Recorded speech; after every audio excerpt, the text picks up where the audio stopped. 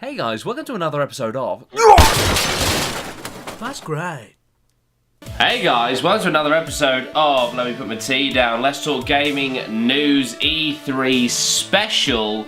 Now, as you can see, and here I am, still ill, so I've dragged Lozzie this side of the camera, and he's going to help us out and basically give us a summary of the E3 things that are going on. What conference is it this time? We're doing the Ubisoft conference. So what we're going to do, just like before, we're going to have a kind of overview thing up, a few trailers if we can, so let's get that up there. Bang, there it is. That was a really bad snap.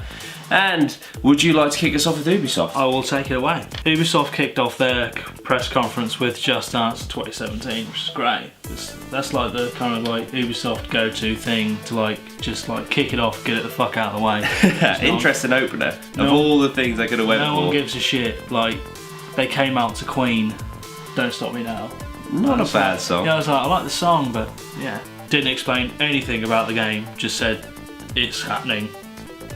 Just Dance. Yeah, and they kicked off properly with Ghost Recon Wildlands.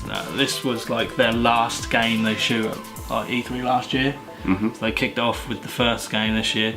They kind of gave more information on it. I'll go through it. The game is based in Bolivia and revolves around like you, the player, and you can play up to like 4 players cooperatively, I think. So basically, you've got to stop a Mexican drug cartel who've moved into Bolivia and just like completely decimated it. Tidy. Yeah. Tidy. It's open world. It's claimed to be their biggest open world in an Ubisoft franchise. So, what other Ubisoft games have done open world? Watch Dogs. You've got. I think they're obviously Watch Dogs 2's coming out, so I assume it would be bigger than Watch Dogs 2 because of the scope of the game. Yeah. Well, that's interesting. Trying to think of other games that have done it from Ubisoft. That is a good point, though. I can't think of any. Yeah. So that like, they could have just. This is the biggest open world game. This is the first open world game, but it is the biggest open world game we've ever done. And that was basically it. It'll be out March 7th, 2017. So good. Still a good way to go. Still a good way to go. Next game though is one that I do want to play, and that is South Park: The Fractured Butthole. Yeah.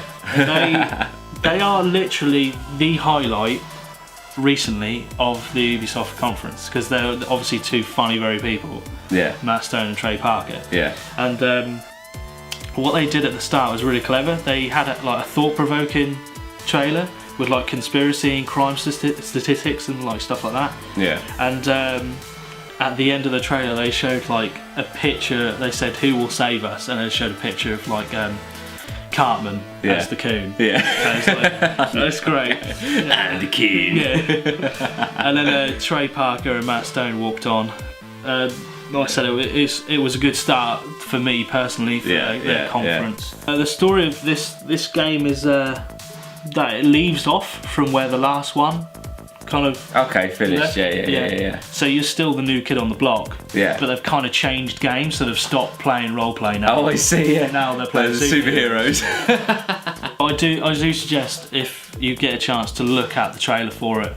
Yeah. Because they do a kind of Civil War parody. Right. Well, they're like spelling out, obviously, because we've got loads of Marvel films. Yeah. They're like how they're going to make like $1 billion or whatever, and they're going to sell their own like the Coon and Friends Civil War, and they're like they disagree on what they want to go and like to make their franchise, and that's how they create Civil War. Oh right. I see. So through trying to create a copy of Civil War, they create a Civil War. Yeah, that's fucking genius. Oh, brilliant.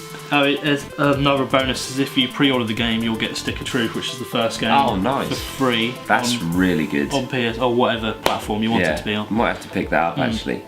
That'll be out this year, hopefully. I mean, last game was meant to be out at a specific time, then they had to delay it, but it says 6th of December this year. So nice one for Christmas. That'll be good.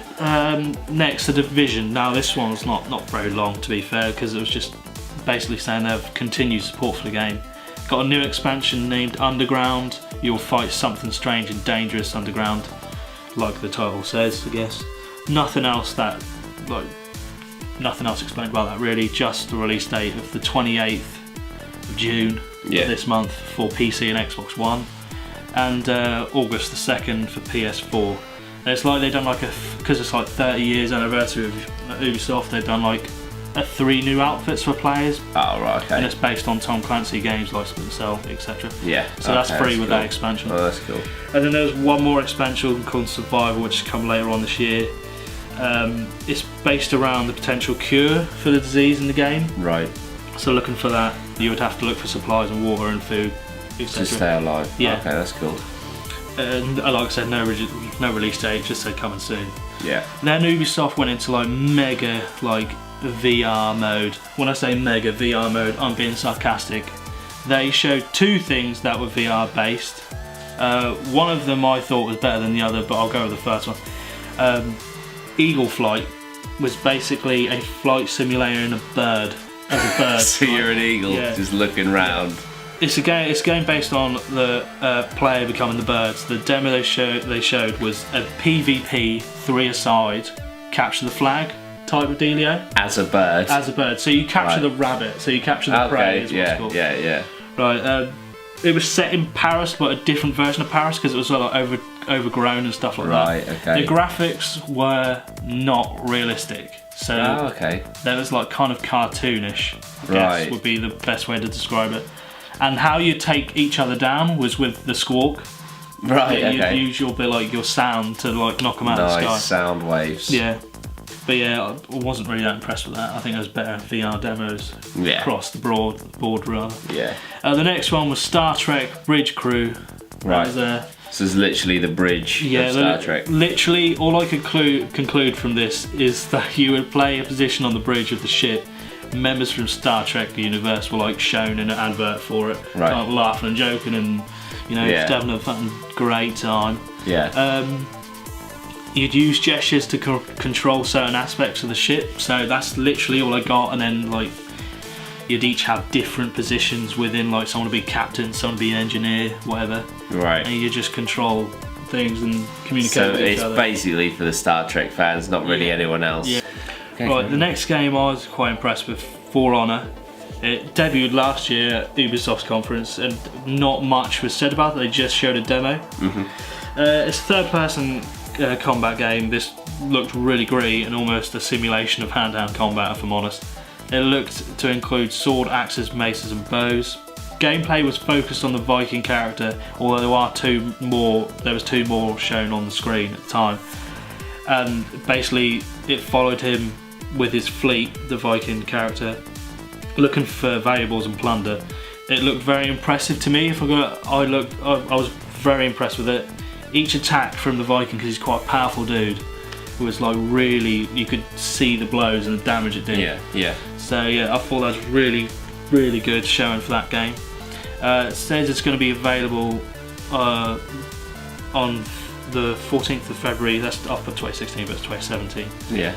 Valentine's Day. Nice little bit of light in there. May have taken it from Deadpool a bit, but the next one, next game they showed was literally just someone took LSD and made a game. Right.